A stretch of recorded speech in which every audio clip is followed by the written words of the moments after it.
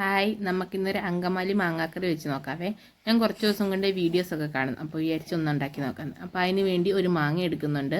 അതുകൂടാതെ 2 സവാള ചെറുതായതുകൊണ്ടാണ് 2 എടുക്കുന്നത്. പിന്നെ ഒരു ചെറിയ കഷ്ണം ഇഞ്ചി, 3 പച്ചമുളക്, ഇത്രയും കൂടെ എടുക്കണം. സവാള നല്ലപോലെ കനം കുറഞ്ഞെടുക്കണം.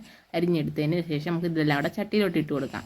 ഇതിനകത്തോട്ട് നമുക്ക് കരിയാപ്പില, മഞ്ഞൾപ്പൊടി, മുളക് പൊടി, മല്ലിപ്പൊടി ഇത്രയും കൂടി ഇട്ട് ശകലം ഉപ്പും വെളിച്ചെണ്ണയും കൂടെ ഒഴിച്ച് മാറ്റി വെക്കാം. പിന്നെ നമുക്ക് ആവശ്യം ചെയ്യേണ്ടതെന്ന് വെച്ചാൽ മാങ്ങ ചെറിയ കഷ്ണങ്ങളായിട്ട് അരിഞ്ഞ് വെച്ചതിലോട്ട് ഉപ്പ്, മഞ്ഞൾപ്പൊടി, ശകലം വിനാഗിരി ഇത്രയും കൂടെ ചേർത്ത് നല്ലപോലെ മിക്സ് ചെയ്ത് വെക്കാം.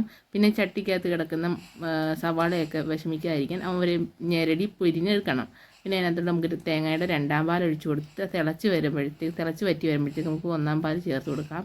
പിന്നെ വെളിച്ചെണ്ണ ഒഴിച്ച് കടുക് പൊട്ടിച്ചും വറ്റൽമുളക്, ഉള്ളി, കരിയാപ്പില ഇട്ടിട്ട് നമുക്ക് കടുക് വറുത്തൊഴിച്ച് കൊടുക്കാം. അപ്പോൾ എല്ലാവരും ട്രൈ ചെയ്ത്